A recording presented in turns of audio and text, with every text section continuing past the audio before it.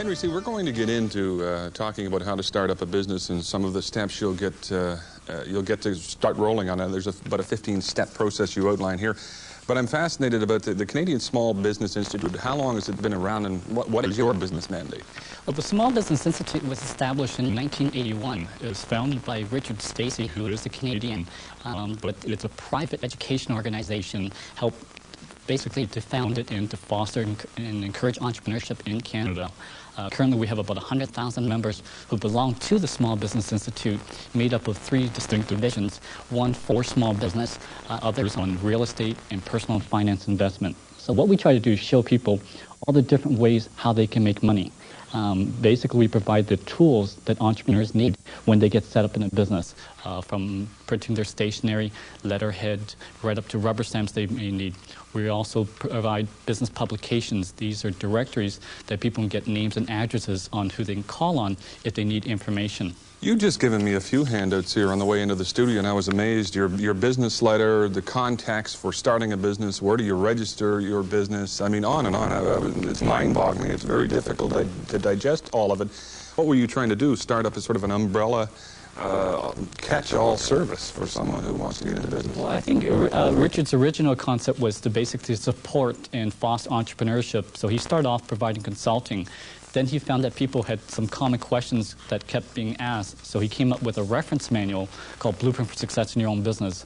It's basically a giant reference manual made up of about 2,000 pages of sample letters, agreements, contracts, case studies that entrepreneurs who want to start a business can follow through the footsteps of other successful entrepreneurs that he's documented and researched.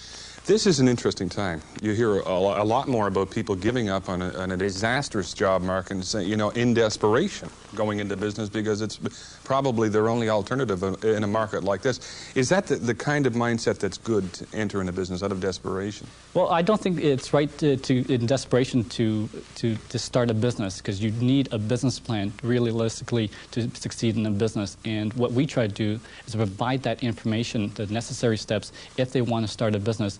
In some cases, we feel some people are not set out to be an entrepreneur, but more than likely, they have to look at some of the things they enjoy when they start a business. Mm-hmm. And if they don't enjoy their job and they want to start a business of that type or that nature, it's unlikely they're going to succeed. We find more people who become successful is because they get into activities that they can make money with, but they enjoy and are happy with. Well, I'm amazed with the ideas, and you know, you sent me this handout with the basic steps to setting up your own business, and actually the way you lay it out here, it looks relatively simple. Mm-hmm. But without getting mired and bogged down in great detail, what are some of the first steps you'd go through? Well, I guess if we can keep it short, there's 10 basic steps that you need in order to learn how to start up a business. And now these 10 steps, I see most people taking 6 months, even up to a year to overcome. Usually 90% of your time in your first year should be focusing on marketing and bringing income into your business. These 10 steps really is more of a formality to get your business set up and running. The first step is choosing a name for your company.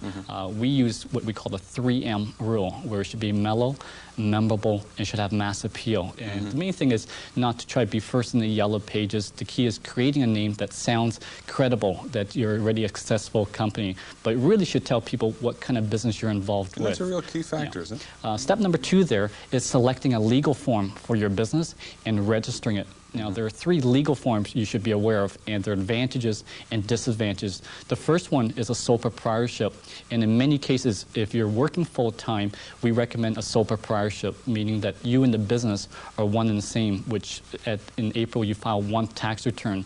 This is an opportunity to lower and pay less tax by writing losses that you incur in your startup, even if you're making money, against your salaried income.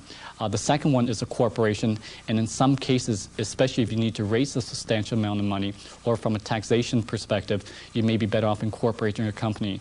The third one really is a partnership. Before you move off there, what about this do-it-yourself incorporation that you hear about? You don't think that's a good idea? I personally don't think. Now, it depends. If all you're doing is registering a company, it's possible to incorporate your company, but the time you spend trying to figure out, and you're not even sure if you've done it right, you may be better off finding a consultant, or what we recommend is a paralegal, very much similar to a lawyer, but he will charge you a fraction of the price if all you're doing is registering a corporation. Okay, quickly, some of the other steps that hoops you'd have to jump through. I guess the third step there is setting up an office. What we recommend is out of your home. There's no need to rent an industrial unit or a very expensive location today. Still tax advantages there. And you have the same advantages. This includes hydroelectricity, fuel, heating, water, property taxes. So the expenses that you're paying for right now having a business, you can write off a major portion. Personally, I think that's one thing, one of the main advantages today of starting your own business. It's interesting, 56% of all business today that have been registered in Ontario in the past 2 years are home-based businesses. So there's a huge growth in this market. Definitely. I told you before we came on, I talked to a furniture manufacturer whose business is starting to grow with the home office design. That's right. Which is an indicator of that. 2 million Canadians apparently. There's a huge market. There's actually a trade show that happens every spring, specifically catering to the home office market, whether they're looking for office computers to furniture, as you mentioned. Okay, let's go through the rest of the steps very quickly because we have about 2 minutes. Sure. left. Okay. Step number 4 there is setting up record for your automobile tax write-off. So normally next to your home, your car would be the next biggest tax write-off. Step number 5, simply designing your stationery. This includes a letter, loggerhead, business card, envelopes. Number 6 there would be setting up your communications. This includes your telephone, a P.O. box, possibly a fax. In some cases, if you're doing importing, maybe a telex machine. Number 8 is setting up a bookkeeping system. I recommend that people take a vested interest in managing your own books versus hiring an accountant from day one. Step number 9 there basically would include getting an employer's kit, because eventually you will have to hire employees, but some of the paperwork involved bogs people down when they start a business. So we recommend, while they have the time, to get this employer's kit, but learn what to look for when they're hiring an employee. And the last step is acquiring specialized knowledge. Of the 10 steps, this is probably the most important step. And what we mean by acquiring specialized knowledge is try working the business before you get involved with it, because first it'll let you know right away if this is the kind of business you should be involved with. Okay, it's very difficult in a 7 or 8 minute interview for everyone to digest all of this information. And how is the Small Business Institute going to help? Do you have packages for people to get going on this? Yes, I guess we have public workshops and seminars that people can participate in.